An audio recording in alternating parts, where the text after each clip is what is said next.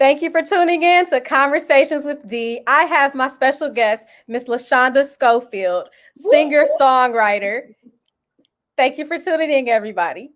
So we're going to get this started. Like, oh my God, like when I think of songwriters, I think of the whole Stevie Wonders, the whole Jimmy Jam and Terry Lewis, the Tim and Bob, I'm sorry, the Chanel Reds, the whole Joan Jetts, the Carly Simons, the whole Carole Kings, Babyface, L.A. Reid, Rico Girl, Love, Brian Michael Cox, Neo, Alicia Keys, the late great Prince. Andre Simone. Rasan Patterson, Maya, Smokey Robinson, Stevie Wonder, Lionel Richie. I think I named her. Did I name everybody that? Oh yeah, Timmy Gatlin, the D Trains.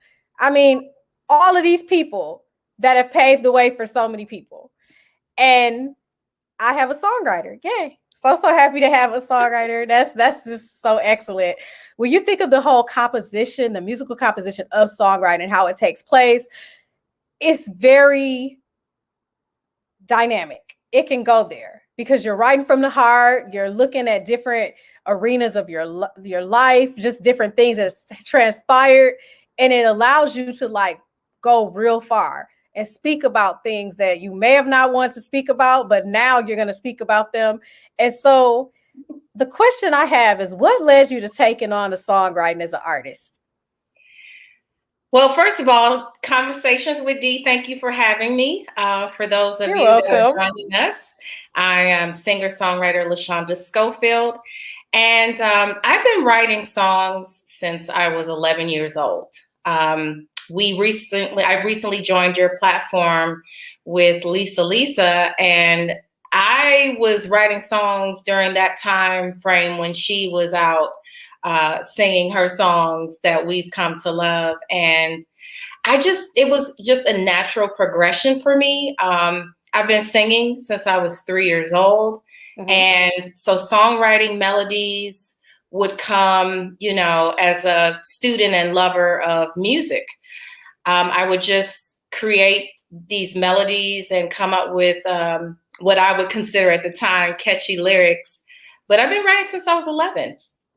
I can believe it. I could believe it because a lot of people say that they started when they were young, like just writing little things. And I know little things are like little ditties, little choruses, little catchphrases. Mm-hmm. And I know in the third grade and actually the second grade, I would do that a lot. So I definitely understand the whole beginning of things. As a female, were you ever looked at like, hey, why is she doing this? The whole adversity thing. Have you faced any of that in becoming a songwriter as a female? Well, I have to go back to the 90s because my music career, my introduction to the industry was in the 90s. I was managed by the famous flautist Bobby Humphrey, best known for her work Harlem River Drive. And Bobby was managing me and the actor Ryan Toby at the time. And so she would take me around to all the different labels in New York.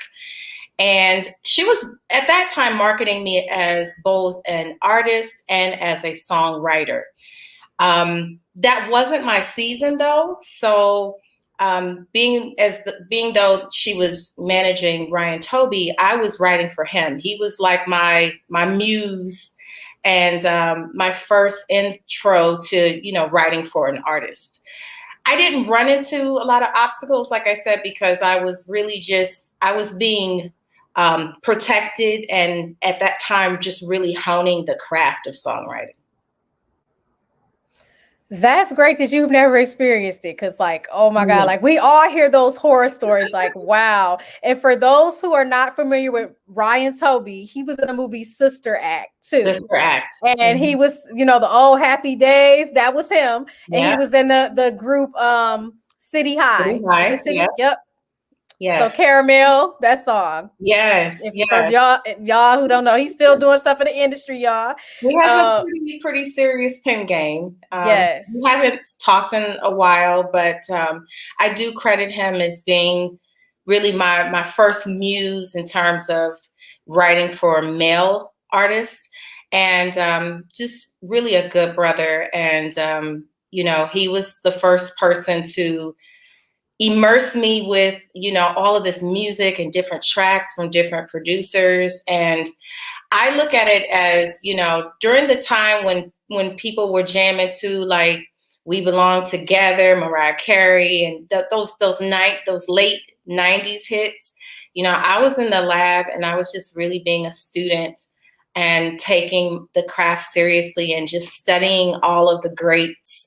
I had the pleasure of being mentored by Joseph B. Jefferson. He was best known for his pen game with the OJs.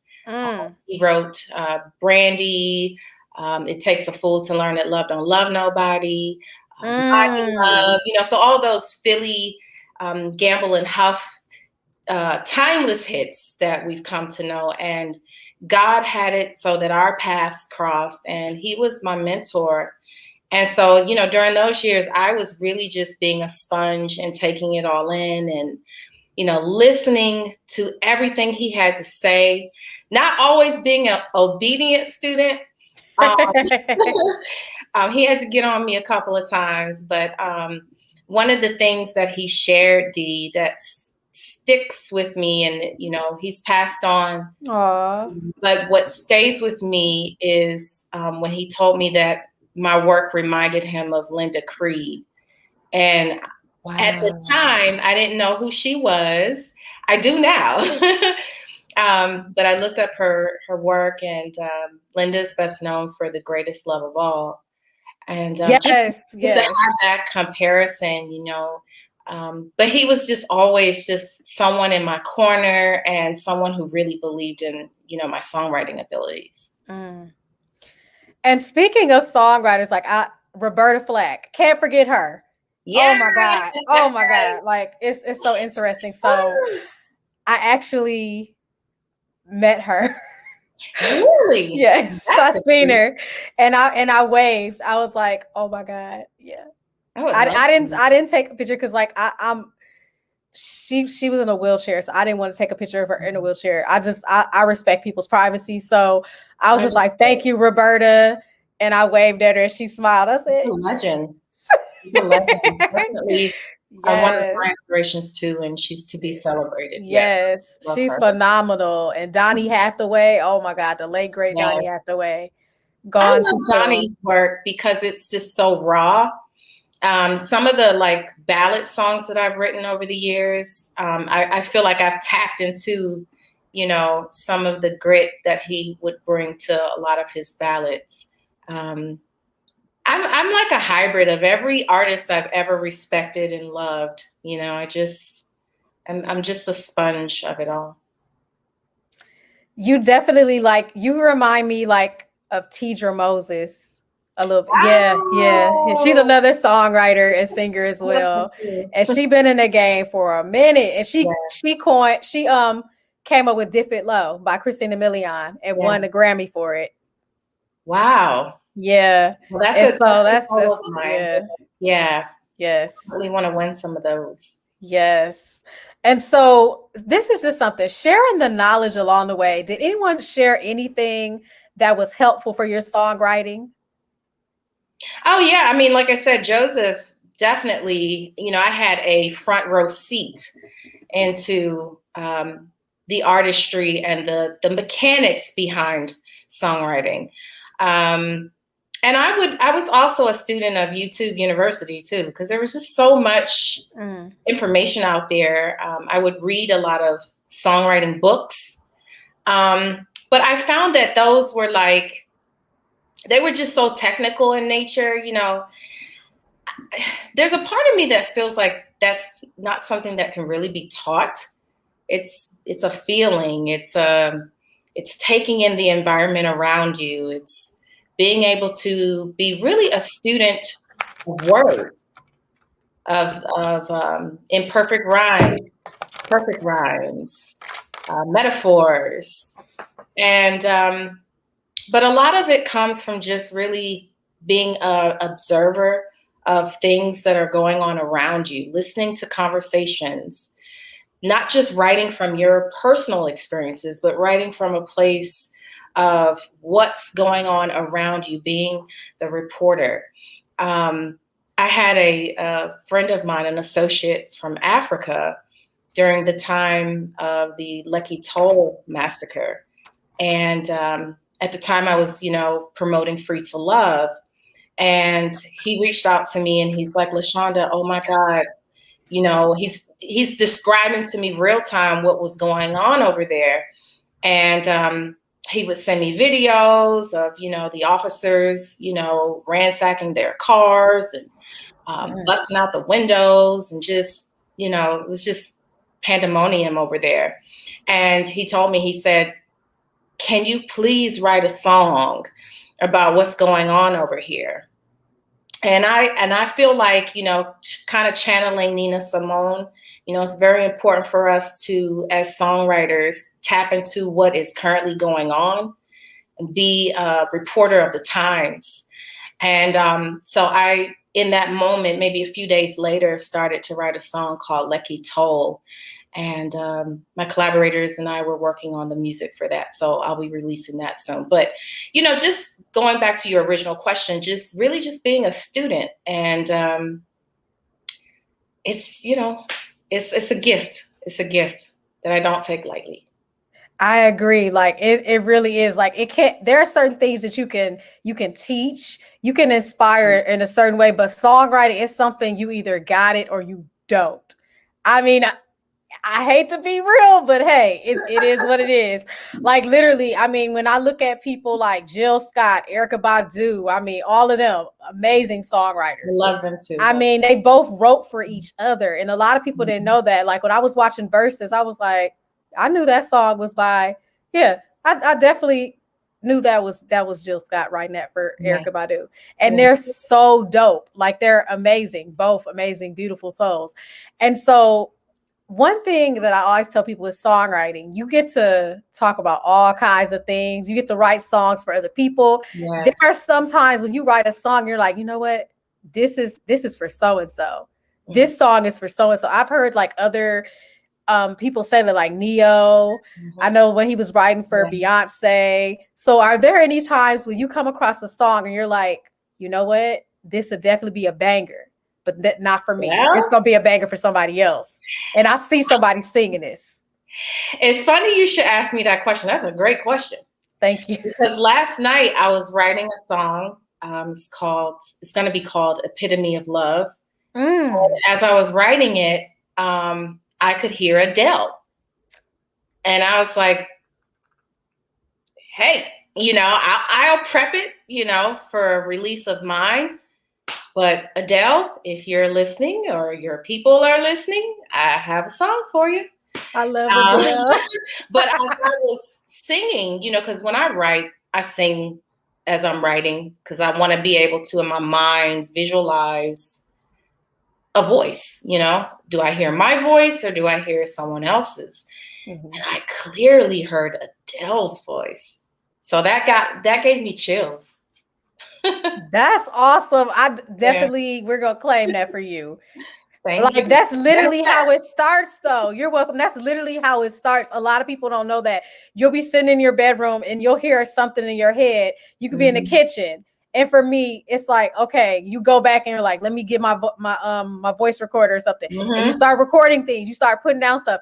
And sometimes you might be able to complete that song in a day, or sometimes you might go back to it and add things to it. Yeah. And that's the beauty of it. And then you have people that, for instance, they'll add something, you'll add it, and then that's the co-writing aspect of it that a lot of people might not know. But it works beautifully and it mirrors one another. And then you have magic. You have all of these songs and you have the Grammy Awards and you're like, oh, this person, the Diane Warrens. I mean, literally. I absolutely love her too. I studied her for many, many, many. I still do. Sometimes I'll get in a mood and I'm like, I don't want to study Diane today. But she's, I used to put in my bios back in the day that, I want to be the Black Diane Warren. And, I just aspire to write timeless songs,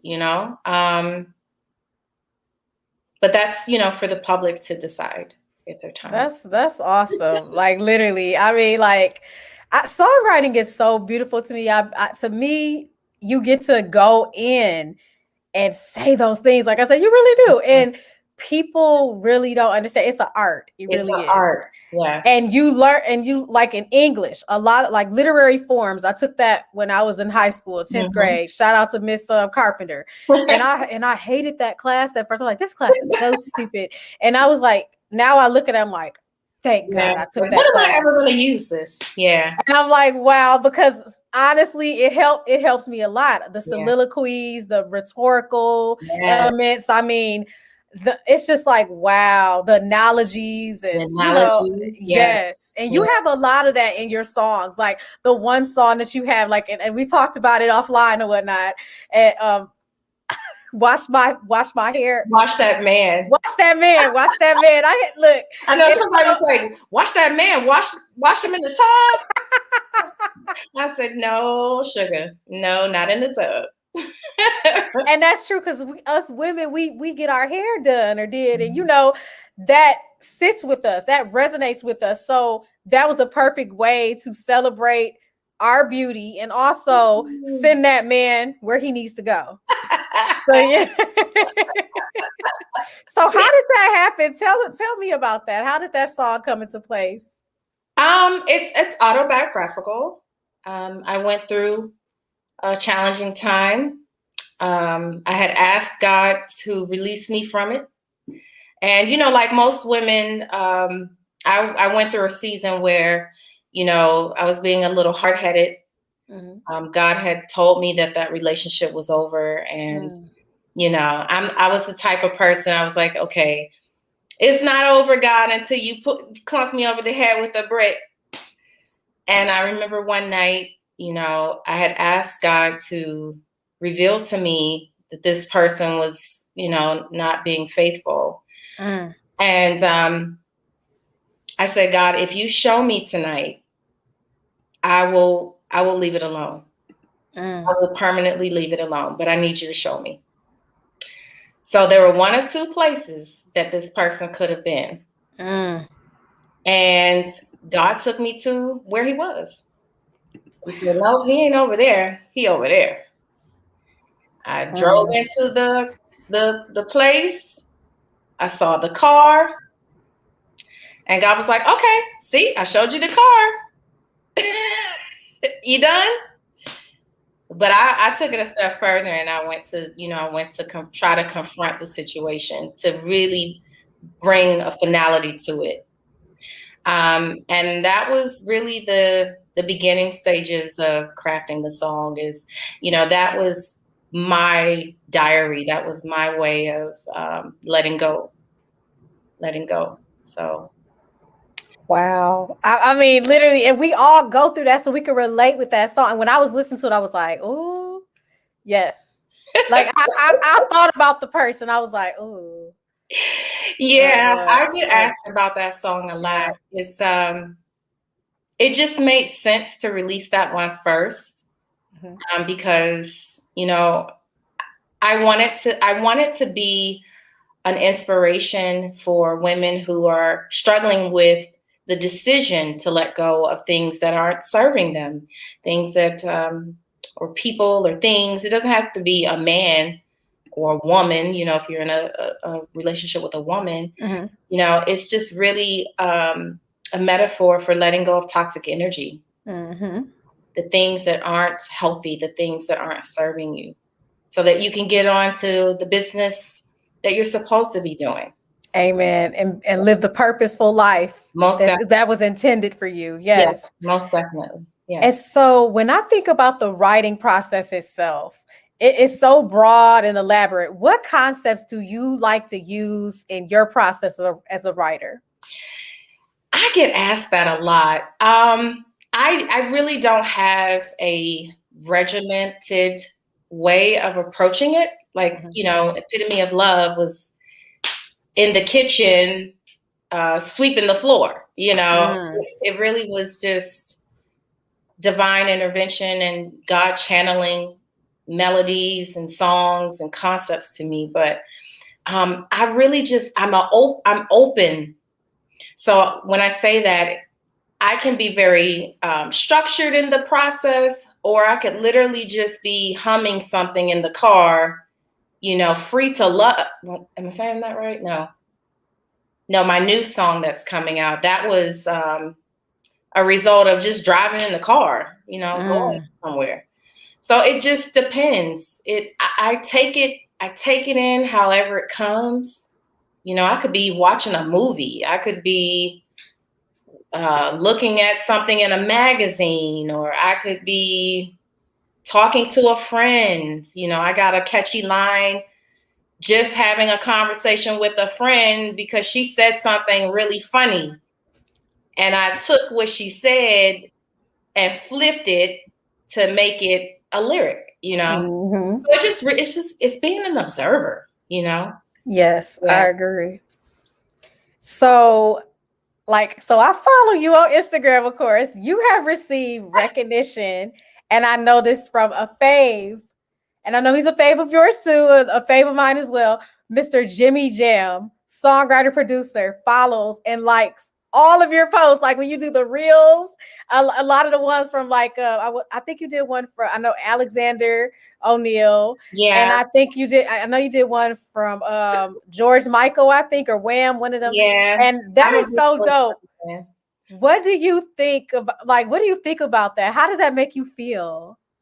Do you see the smile on my face?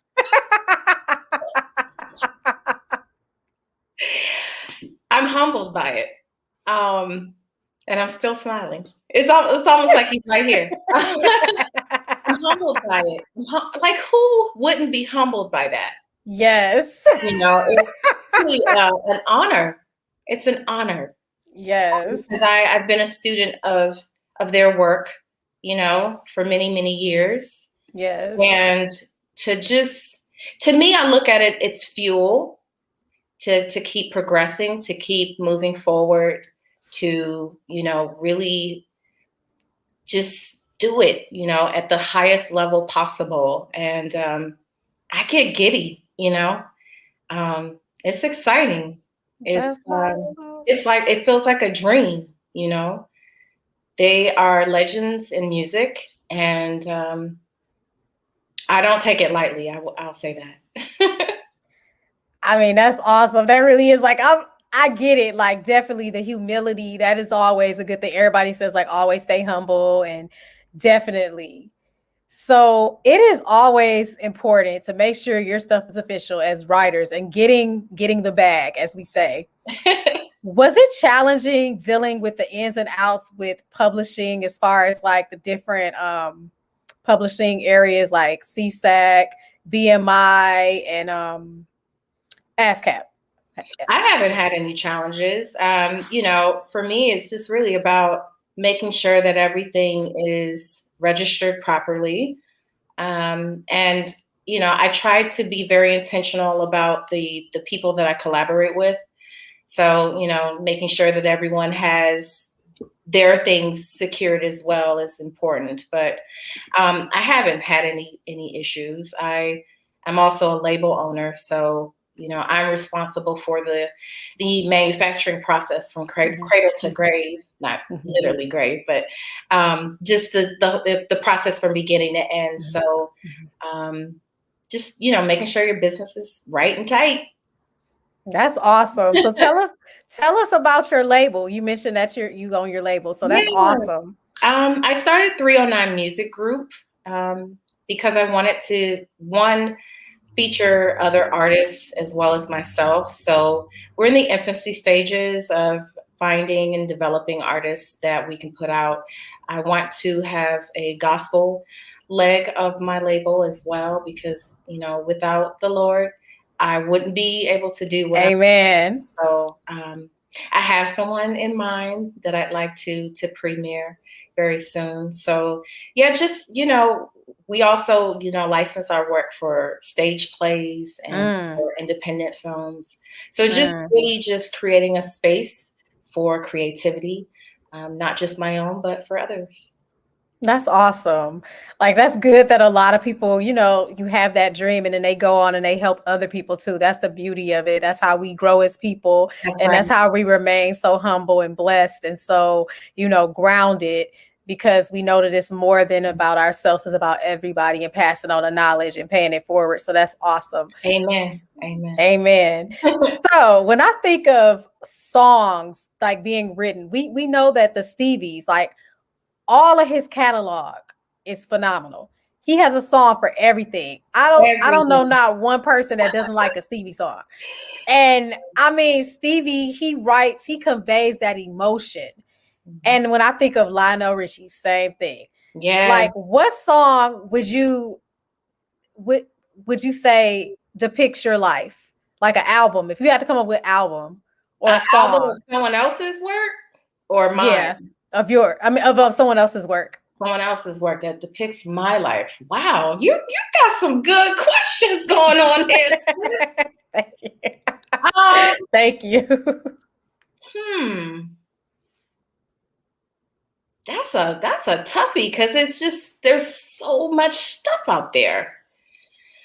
I would have to say Mary J's work. Yes, that My Life and Yeah, 411. because I went through some stuff, you know, Yeah, and I survived it. yeah. And I think her catalog, if I had to think about someone's catalog that kind of speaks to, the things that I've been through, would have to be Mhm. hers. Her pen game is on a whole nother level. Yes. And I she love had to work with her she too. had the late Kenny Green too. That Yes, was dope. Yeah, from yes. intro. Yep. Yes. I love Kenny. Yep. His I've voice. always Oh, yes. I mean, it's so interesting because like I know for me, so if I were to pick one, it'd be from different periods of my so different periods of my life. So the DeBarges, El DeBarge, that would represent my high school. mm-hmm. Alicia Keys, like when I was a teen, I would Yeah. say Alicia Keys, El DeBarge, Okay. Babyface, Sade. Okay. Sade was like literally like all of my high school. Like I was listening to never, never, never as good.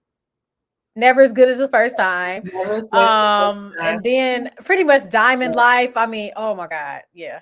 I mean, high school, and I've told this story before on one of my IG lives. High school, my mantra song was Control by Janet Jackson. And I got scalded by my mom because I was blasting it throughout the house on my 18th birthday. And she quickly reminded me who was in control in that situation. But Oh wow. yeah, Janet Jackson, which goes back to the Jimmy Jam, Terry Yes. Lewis catalog. But yeah, there's just so many. Like, by the time I started driving, I was listening to Portrait, Here We Go, um, Honey and Dip.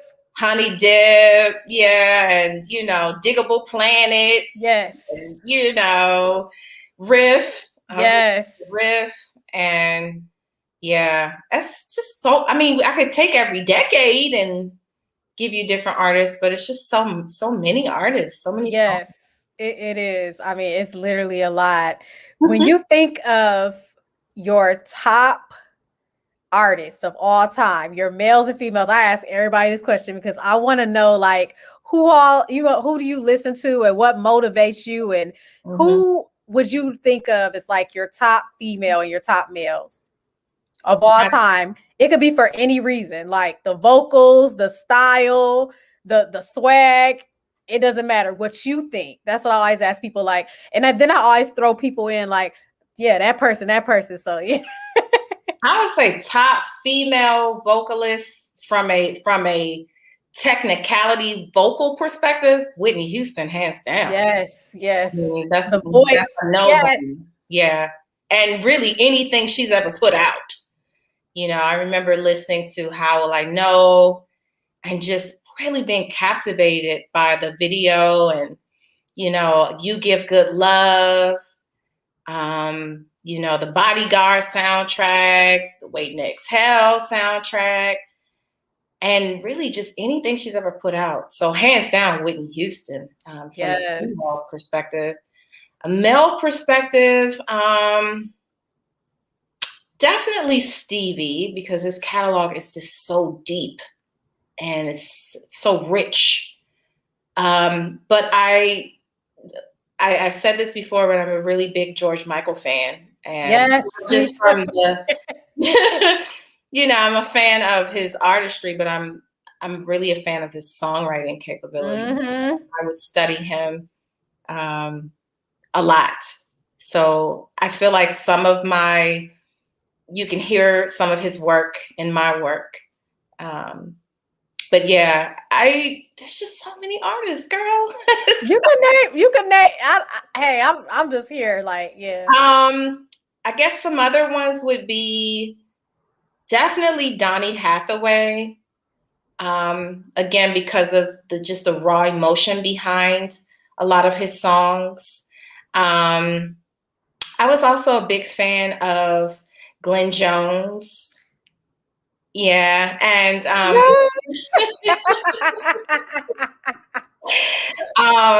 and I loved the bands. I'm a big fan of the bands back in the day. So I was a big Atlantic Starr fan, mm-hmm. a huge Starpoint fan. I was a huge Midnight Star fan. Mm-hmm. SOS band. SOS band. And I really just, like I said, I would listen to these albums and I would just zone out. And what was I listening for? I was listening for melodies. I was listening to the lead vocalist. I was listening for background vocals and just the arrangement and how they were structured. And I was just taking it all in, because when it came time for me to demo songs that I would write, I would try to think about the favorite artists and bands that I loved and what they were doing vocally. And I would try to find LaShonda's way of incorporating those styles. Yeah. I agree. Like, I definitely, like, it's a lot. I could name, like, literally, I'll just say this. I have at least like top 50, top 60 singers and songwriters for male and female. Mm-hmm. Somebody's like, how is that possible? I said, it's possible. Like, it really is. So much music really is. It's very powerful. It really is. Like, I mean, I listen to all kinds of music. Like, so what are you listening to right now? What as like, I mean, in terms of like with everything that's going on, what are you listening to? Who are some of the people that you listen to? Right now, I've been listening to, here recently, I've been listening to a lot of Sade. I, as a songwriter, and I know a lot of artists say this, songwriters and artists say this, but I really try to limit what I take in terms of what's on like satellite and terrestrial radio in the new lane of music. I don't want to sound like anyone else, and I don't want to be influenced by anyone else. So I kind of go back into my nostalgia catalog, and I'll go back to the 90s, the 80s, the 70s, and sometimes the 60s.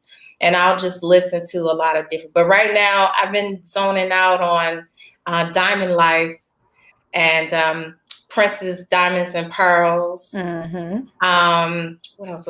I was listening to the Doobie Brothers. Are you a fan of theirs? Yes. Michael McDonald, yes. There's this song called It Keeps You Running. And sometimes I'll just put that on repeat. I'll, get into a mood. Average White Band. Yes. Listen to them.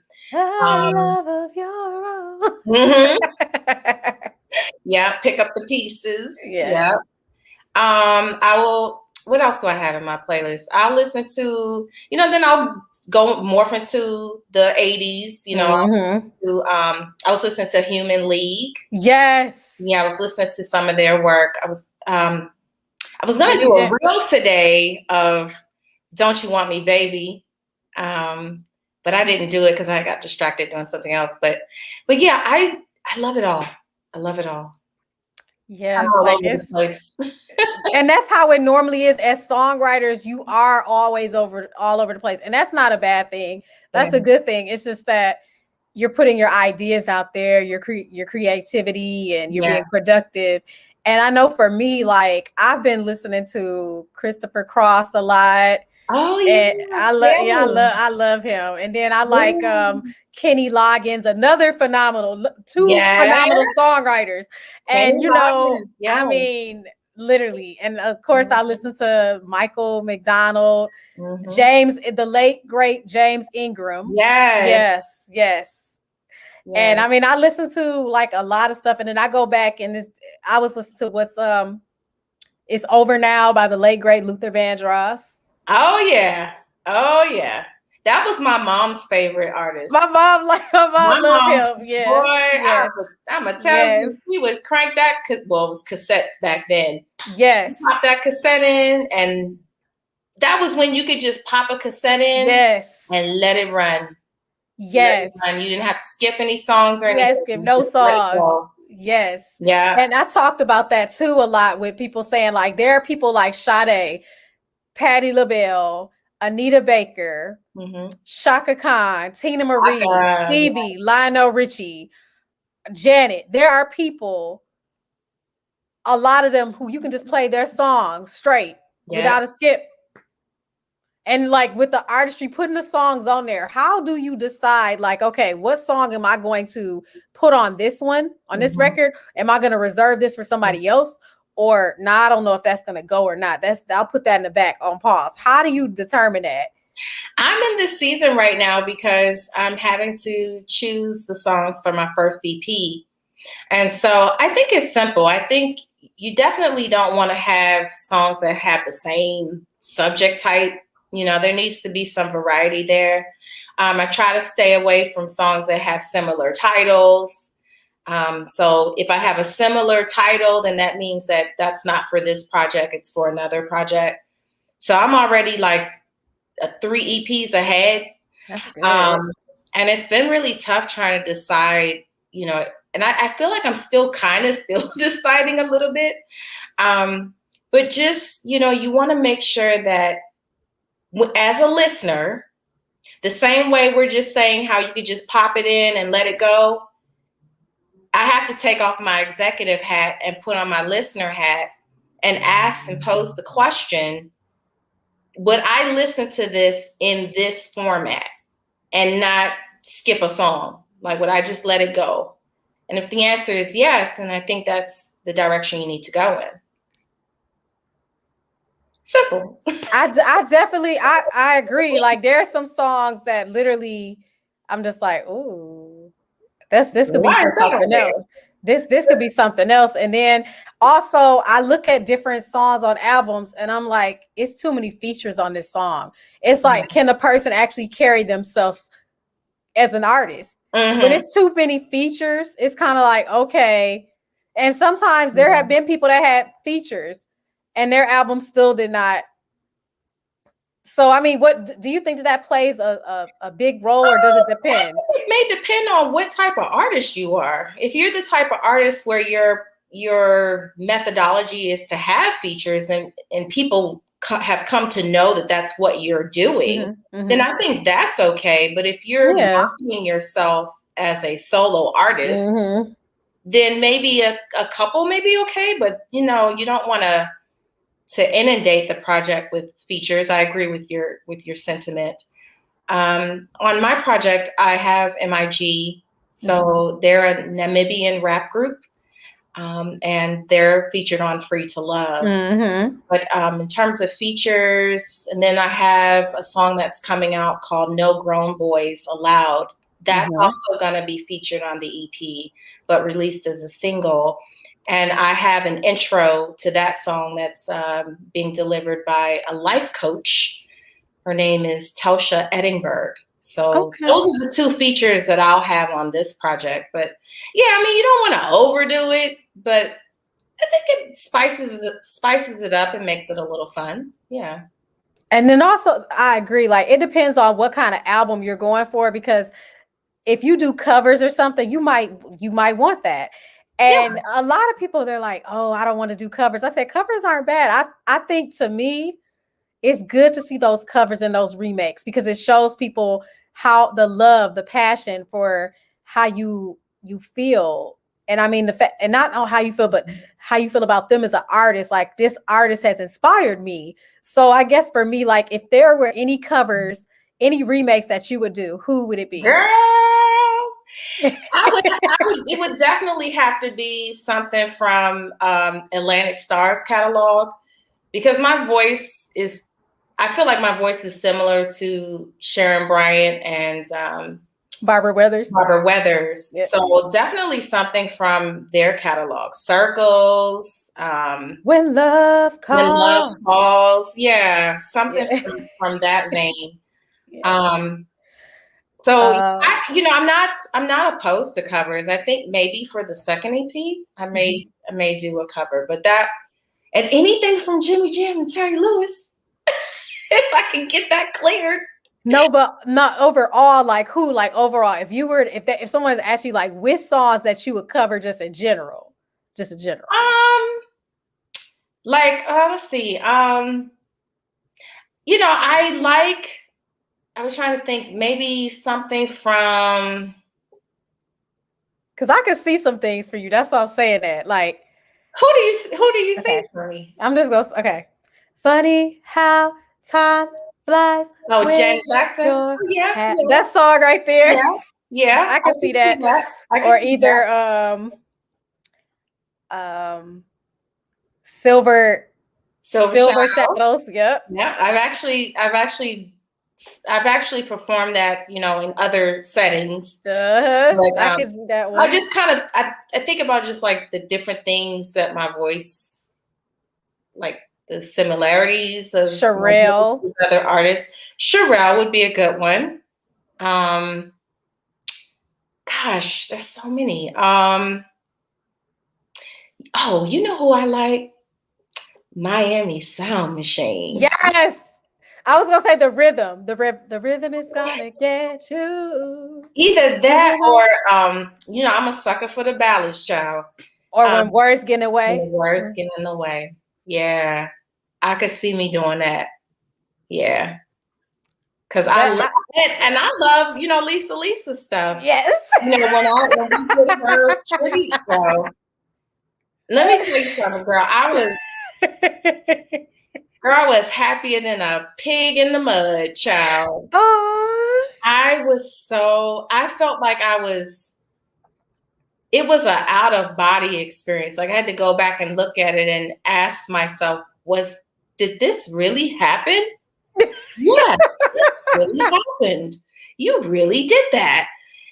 Because that felt like a dream come true. So thank you so much for inviting me to do that. You're welcome. Oh my God. Like, everybody has been talking about that. Like, oh my God, I'm still taken aback. And then, like, the most beautiful part of that was, like, when people start crying. I did not expect. I was like, oh my God. Because I think you got choked up too. I was like, I did. I was like, dang, everybody crying. I was like, everybody crying. I was like, oh my God. Everybody crying on that one. Yeah. I was just like, oh my God. And that was the beauty of it. And I made sure that I post that and let people see that's real, that this was not fake. This was real. That was a huge And that's what music does to you. That's what people, inspirations do to you. Like, that woman has paved the way for so many people. And like, I mean, literally, like, when you said what you said, like, her songs, her artistry is an embodiment of people's lives. I mean, literally growing up, I remember,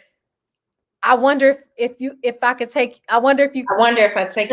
you home. Like, literally, like, everybody it was that. And it was, for me, it was Kids Incorporated. I always go back to that because seeing him. The reality, we were too young to really be singing a lot of that stuff. Yes. So yeah, you had to throw in a little Kids Incorporated in there too. Yeah. And they switched and I liked how they switched the lyrics too. I don't know if people noticed that.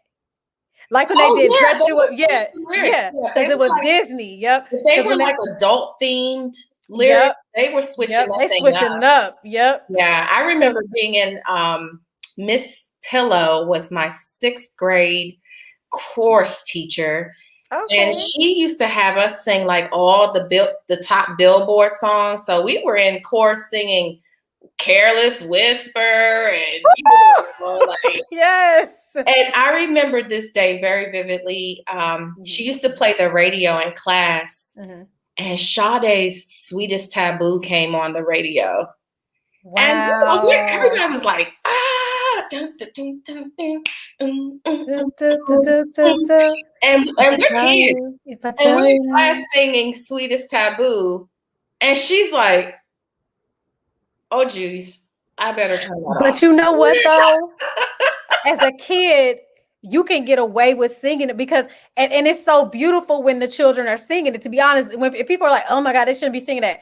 But when a child is singing that, they don't know what they're singing. We didn't know what we were singing. They're and we singing didn't understand why she turned it off. We were like, what's going on here? Why she turn that off? That's good stuff. But she had us singing, those songs that we come to love on the radio. And I really enjoyed that experience. I got to sing We Are the World. Look, I'm dating myself now, but I got to sing Lionel Richie's part. Me too. I sang Lionel Richie's part for We Are the World. And I was kind of mad that I got selected for that part. I was mad because I wanted Michael's part. And so my grandmother, I was like, Granny, I ain't singing this. I want Michael part.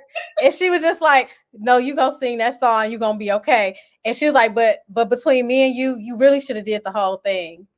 Oh, wow. She was like, seriously, my grandmother, she was a Scorpio. And like she was the biggest cheerleader in my life. And so she would just like say, she would say what people were afraid to say. A lot of stuff I say, same thing. But anyway, so she was like, you should have did that. And it's so funny, like I was like, Granny, no. She's like, no, like she's like, did you realize what you just did? Like people are in the audience crying. You were making people cry. Like not everybody can do that. And I was just like, oh my God. I was like, Granny. And so I was like, wow. So singing that song, Lionel Richie part, I was like, I wanted Michael part. When you're down and out, somebody has that. There's no hope at all. I would love to get a copy of that if somebody ever. I want that. I produce that. And somebody get that. Yes, I agree. Yeah, those were the days, child. We were the world. We still are. We are the children that grew up. I agree. And it's interesting because, like, I mean, the song, like I said, the innuendos, back in the day, it wasn't so in your face. It was a discreetness about what people put in the music. Now it's just like, I'm like, ew, did they really just say that? Oh my God. They really did just say that. Yeah. And so I like the music back in the day, like Prince, with what he was doing. I like Duran Duran. I like Depeche Mode, the U2s, Alphaville. Yeah, Alphaville. The people love people, so what should it be? Yeah, I can get along so awkwardly. Yeah, people love people, so what should it be? Yeah. Yeah. Don't understand what makes a man hate another man. Yeah. And then they did I just can't get enough. I just can't get enough. Yeah, they did that one too. And then they did another song, but I like them and I love U2. Tears for Fears. If I could do Shout, I want to do a Shout remake. Okay, my favorite Tears for Fears song is Everybody Wants to Rule the World. And I like Head Over Heels. Woman in Chains, Head Over Heels. I did a reel to Head Over Heels not too long ago. It's something about Roland and Kurt's voices. Yes. Yeah. I would love to do Human League. And I'm a fan of that whole like synthesizer. Yes. The era of the synthesizers.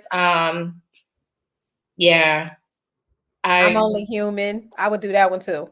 Human League. Yep. Jimmy Jam and Terry Lewis. Yeah, that was Jimmy. That definitely was. You can hear it in the sound. Yeah. And then I would love to. I mean, like it's so many people in terms of. I like Yazzo. Don't Go. I mean, Allison's voice is just like beautiful. I would love to do them, and then Ace of Base. But see, and then I'm kind of off the beaten path a little bit. Do you know Everything But the Girl? Yes. You Like know the Everything heaven But miss the rain. Am I miss you? Yeah. Okay. High five. I know I like See, I would And I miss cover Driving. Do you know you. Driving by Yeah. Everything But the Girl? I think I heard it, but no. I don't remember. I'd have to listen to it. And I like the Cranberries too. Rest in peace too. Girl, Yeah, me too. yeah. Yes. Zombie. Yeah. Yeah. Okay, we have similar taste in music then. Yeah, it did. It did. Look, I like to tell people that my mother was MTV and my daddy was BET, you know, because I covered it all. Especially during Exactly. that Like time, we grew up listening to all those different, all kinds of all things. those It was so platforms. diverse. Yeah. Mhm. And like it's so funny because my mom, she loved Keith Sweat. Mhm. And I think my dad liked Sade. Yeah, My my dad mom liked her, was but Sade. yeah. And then I'm trying to think like I'm a mixture of both of them because I love the whole Guy Arena, the New Jack Swing. I mean the Albie Shores, the Christopher Williams. Yes. I mean, can't forget oh my god, what's that song? I can't think of it, but it'll come to me. But Christopher yeah, the whole Williams, Promises. Yeah, I love Timmy Gatlin. Timmy Gatlin wrote that. Yeah, that's a good one. That's one of my jams. And Dreaming. That's one Oh of my my jams god. too. And I talk to myself. Yep. I got a chance to meet him Oh my god. 93. It was I tell this story because it's the same year I met Tupac. It's the same year I met Riff at one of the BRE conventions. And Shy too. You met Shy too. And I met Shy that night. Yep. So that was a night to remember for sure. Yeah. Wow. Shout out to Nitty if you're listening, Nitty.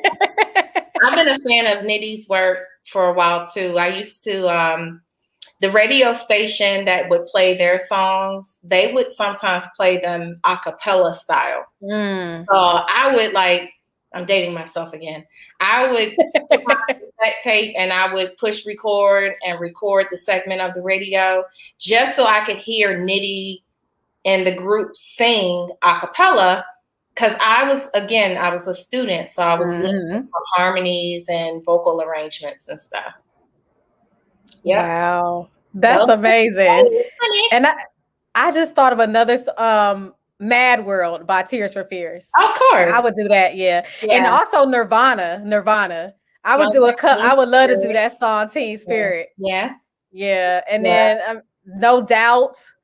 Oh my God. I mean, it's funny. I was definitely a fan of hers. Yeah, I'd followed the band when they came out, and just anybody that was rocking out and had really good catchy lyrics. You know, I was always tuning into that kind of stuff. But in this season, you know, I haven't been listening to new artists because I don't want to be influenced.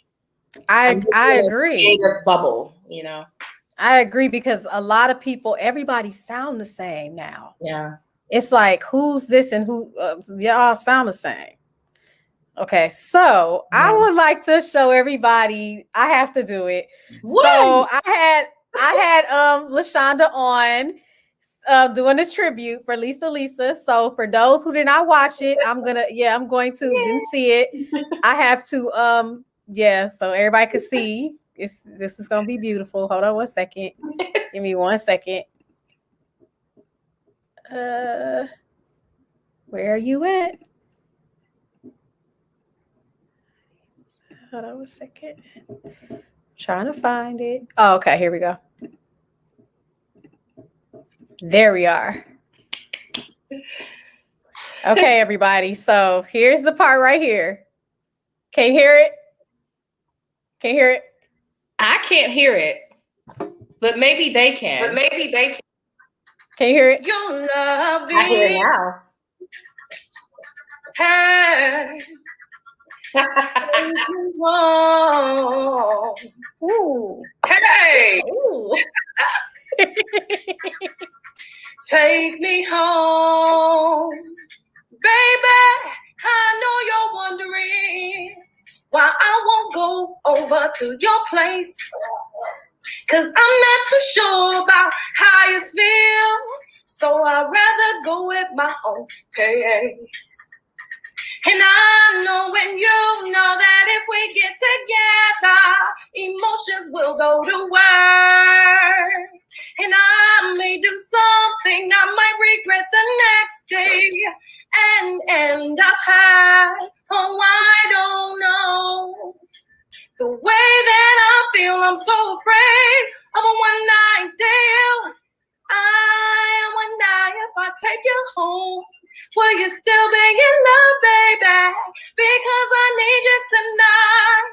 I wonder if I take you home, will you still be in love, baby? Because I need you tonight. Oh, hey, your love is. I love that part. She's singing with it. Yes.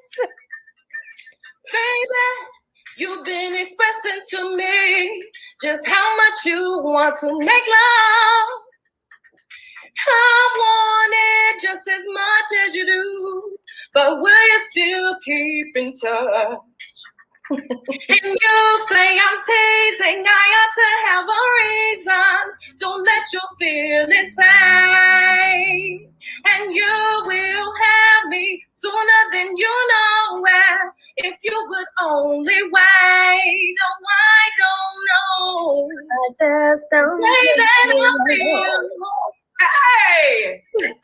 I wonder if I take you home, will you still be in love, baby? Because I need it tonight. I wonder if I take you home, will you still be in love, baby?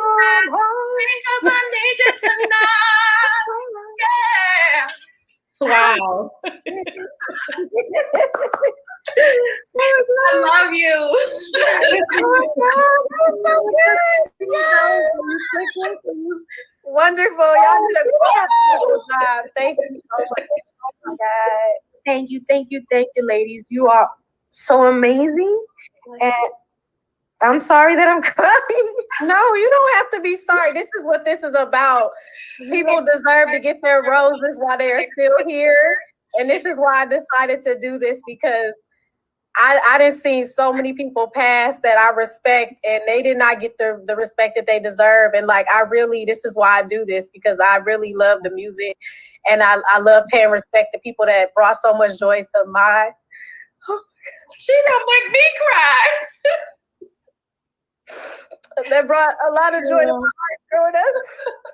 Thank you so Girl, much. that was a cry fest.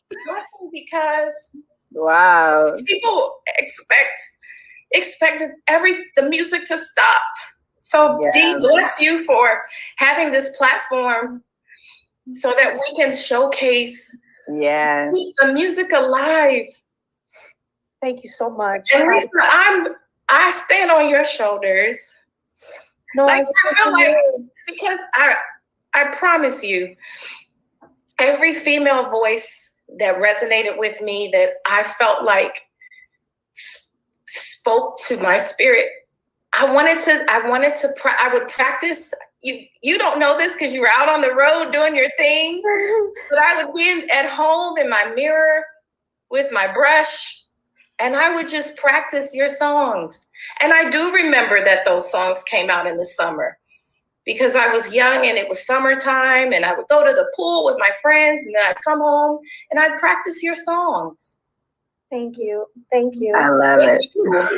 Thank you so much. Thank you. And it's people like you that keep us going.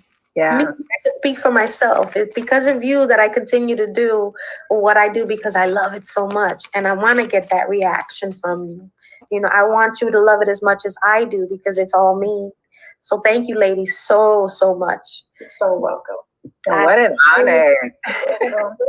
It's an honor that you do have me on the show. I appreciate you. Thank you. Thank you for coming. It's an honor to have you, and a blessing. To have your voice. I mean, literally, your voice is one of the many few that, I mean, is iconic. Nobody else sounds like you. And that's a great thing. I mean, I can name tons of people Like the Elder Barges, the Lionel Richies, the Shaka Khans, the Patti LaBelle, Sade's.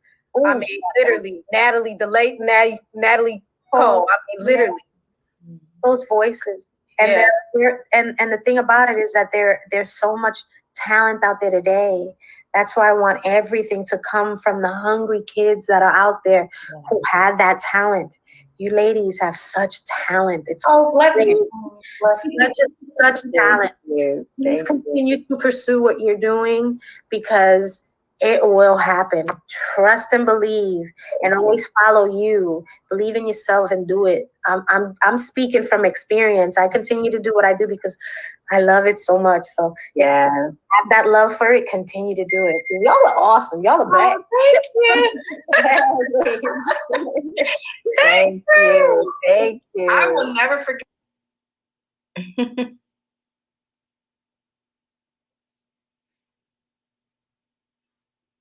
Uh-oh. Did you freeze? I think I lost her. Is she there? Uh-oh. I am on the live by myself, ladies and gentlemen. I think her system decided to take a little break.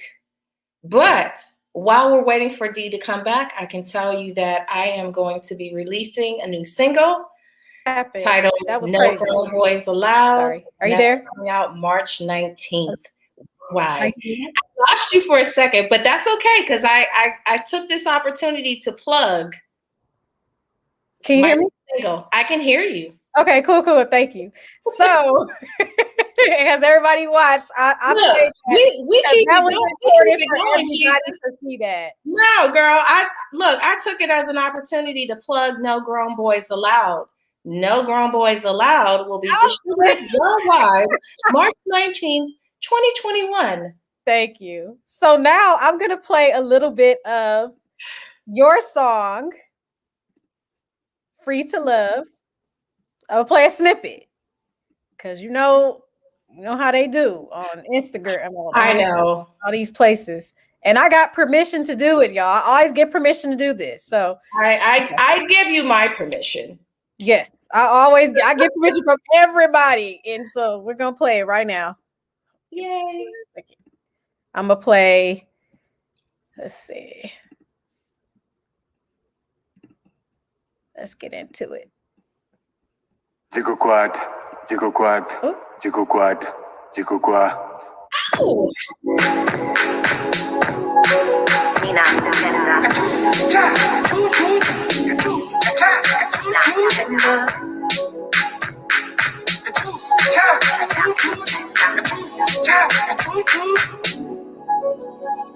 Your smile and conversation, giving me the good vibration.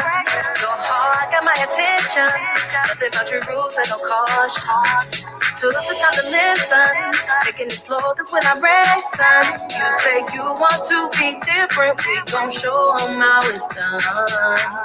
Take it steady flow, love me proper so all the others know that I am the queen and you are the king of my life, so they'll see how it's supposed to be. Your eyes are for me, we're gonna do it so. You make me feel brand new, I'm so glad I found you. You make it so easy, free to love. You get me, I get you. It's so easy, free to love. We follow the rules and I jump ahead. Have to make it sure, not off on my bed. You're such a gentleman, cut from the. Okay, because they like to cap. They like to cap. They like to cap. They do. They like to cut people off. So, girl, it's okay. Tell me about that. How did that come together? Free to Love. I was in the kitchen making red beans and rice. Mm-hmm. And the lyrics started to come. And I took a pause for the cause and I just wrote it in one sitting. That was one of the songs that I was able to write relatively quickly. Mm-hmm. So I was blessed. I recorded the song at Barron Studios in Houston. Okay. But then when you play back your songs, I thought to myself, I was like, there's something missing. So I played it for my collaborators, Chris and Conrad Rosser. They're twins. And they were like, yo, I know a group that would be perfect to collaborate with. They're from Africa. And I was like, okay, you ask them and see if they'll say yes. So he reached out to their management, and the rest is history. I let them have free reign, and I didn't give them a lot of creative direction. I wanted to see what they would do, and they incorporated, very authentic African chants. So Jigakwa, Jigakwa, Jigakwa, Jigakwat is Let Me Hold You. And I just researched some Swahili and incorporated the Nina Kupenda and Moyo Wanjo. And just, I wanted to have an authentic sound. So that's where those elements came from. Well, So it definitely sounded good. Yeah. It definitely sounded good. And I like the whole Afro beat. That's really big. A lot of people are using that now. And you definitely put it together well. So Thank you. Commend you for that. You. Yeah, you're welcome. So what advice would you give any aspiring singer-songwriters? I would say to definitely be a student of words. It's always good to have, that foundation of knowledge in terms of the literary world. Lyrics, can be inspired by a lot of different places, a lot of different experiences, but genuinely having a love for the art. That's number one. And if you're desiring to do it commercially, it's very, very important to understand and learn the business of songwriting and publishing and how to protect your work because it's your intellectual property. So you want to make sure that you have everything, as I say, nice and tight and buttoned up in terms of the business. So finding someone in the business who is doing what you want to do at the level you want to do it at is very important. Just reaching out and finding a mentor. I agree. Like it's 3 people that you want to meet in your life. That are important. People that are where you at, people who where you want to be, and people who need to be inspired, who have potential but need to be inspired. And those are the most important people. Amen. Amen. You get something from everybody because you want to understand that guess what? You need people and you want to be able to pass your talents off to other people and help people. So I had a friend tell me this, and this stuck with me too. He said, there is nothing that you will ever acquire on this earth that you'll get by yourself. Amen. So we all come from somewhere. We all needed someone to help us, to show us, to shape us, to mentor us. So when someone says they're self-made, they're telling you a lie. No one is self-made. No one. You can have that thought. It's okay to think that in terms of like, okay, but God made this. We all know God made this. And like, yeah, I get why people say it, but it's like, it's kind of like, don't ever be that person. Be teachable. It's important to be teachable. When you're teachable and you have an ability to adapt and learn, people will want to work with you. Like somebody told me, they're like literally that they would much rather work with people who are willing to learn it and have a passion than work with that person who has the big head and might have that phenomenal voice, because they can work with the person to get you to that. Because their voice training is real. You can get, So I've heard that from a lot of people. They're like, what makes people want to work with you and deal with you is your personality and your perseverance and your attitude. If you have a nasty attitude, people don't want to work with you. But very if you down to earth and they see things in you, a lot of people see things in yourself that you don't even see yet. That's true. Yeah, that's true. Yeah. That's very true. But, having self-confidence is definitely important. Yes.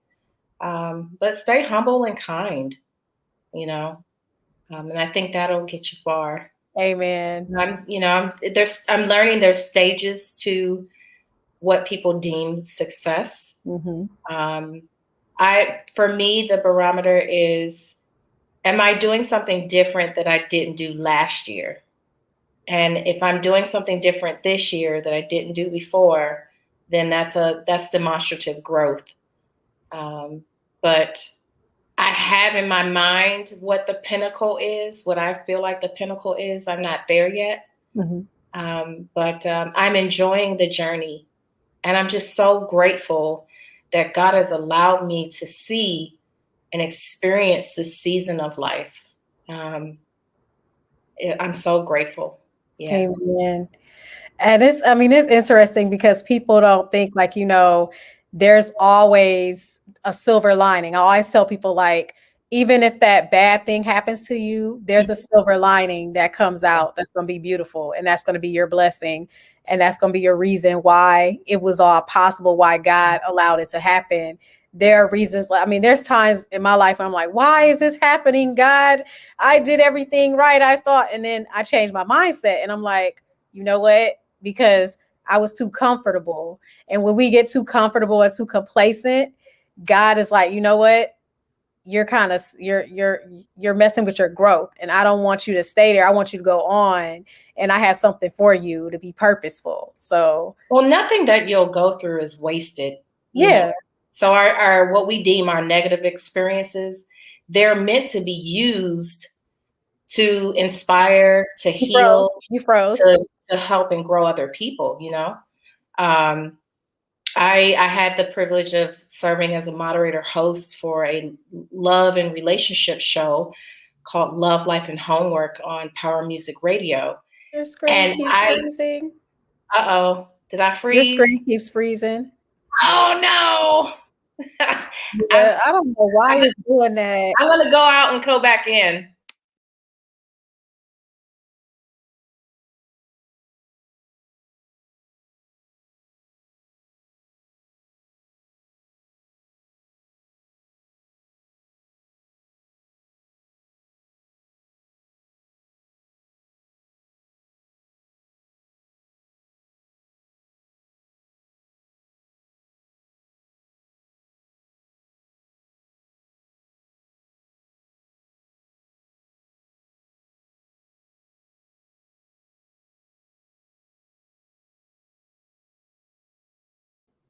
Sorry.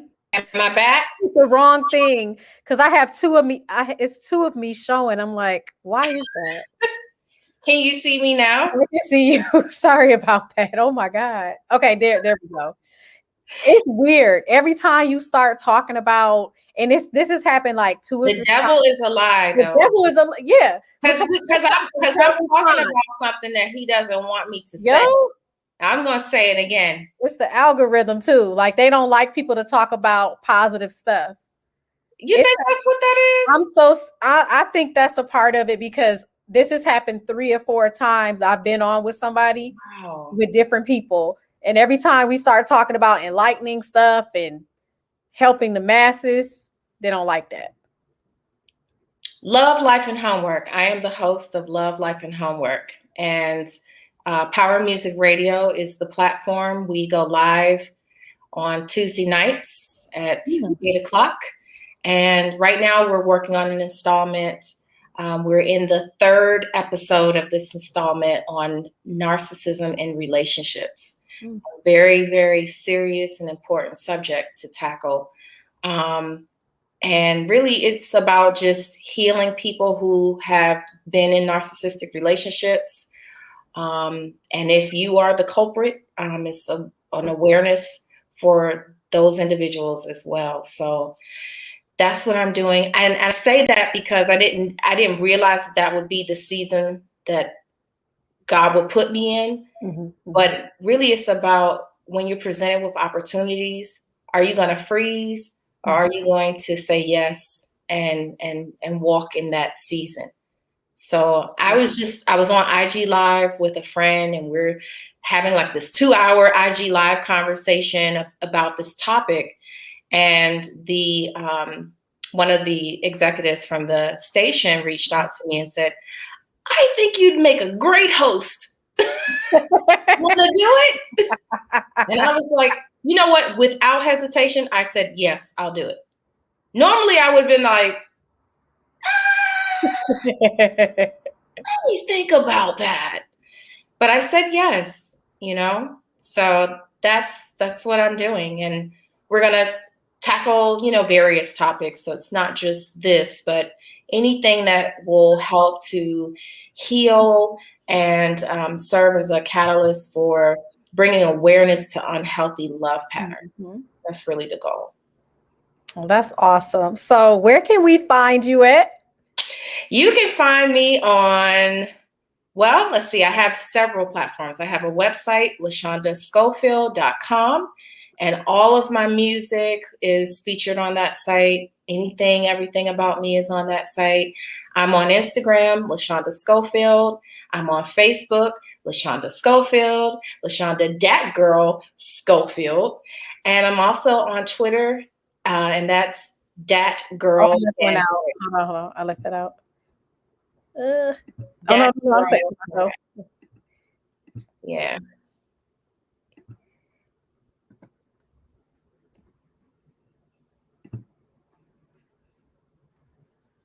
Okay. Yeah. Oh, you can talk. No, I was saying I'm on Twitter too. That Girl Can Write, and have a new single again coming out March the 19th called "No Grown Boys Allowed." We're celebrating the classic man, and we're celebrating the man that knows what he wants, is in a position to lead, in a position to love in a healthy way. That's what I want to celebrate and bring awareness to. So and you know what I find, Dee? Men love the "You've Been Naughty" songs. Sometimes I'll be honest. People, in the beginning, I was like, how are men going to, approach my work? They like the "Wash That Man" songs and the "Calamity" song, and they'll DM me sometimes too, and they'll tell me you're doing everything right there. That's what's up. Yeah, I mean, well, majority of my fan base is male, so I guess that speaks for itself. But I want to bring the ladies in on this one because I feel like this is a song that'll definitely resonate with them, and a lot of women are hurting, and men are hurting too, but hurt people, and we need to definitely collectively do a better job. So, people have this thing, men have this thing where they're like, I ain't going to no counselor, but it's okay to go to a counselor. It's okay to have a mentor. And cry. It's okay to cry. It's okay to have a life coach. We've been taught that in our community. That's a learned behavior that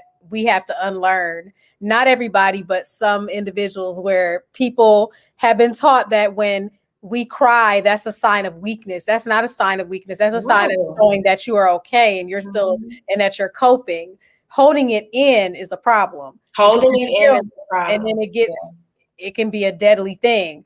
And so talking to somebody is never a bad thing. You have to know it's a healthy thing. You can choose who you talk.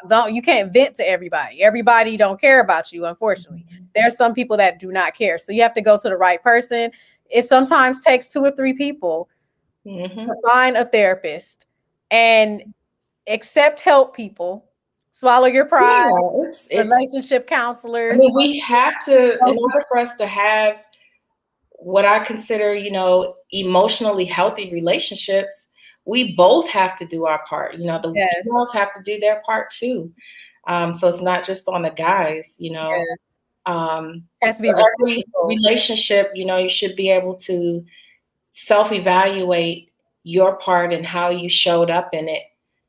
So that when you go into your next relationship, you go in with a healthy, clean slate, So I think of my songs as like the vitamin, the ear candy vitamin that you take, and you like it because it's catchy and it feels good and it sounds good, I want people to take away the message though, because that's the main thing. Yeah. Amen. Well, thank you so much. And it has been great. And Thank you for having me. You are welcome. Thank you for coming. So I do want you to, can you say something about Conversations with Dee? You know, yeah, there we go. Conversations. Doing it.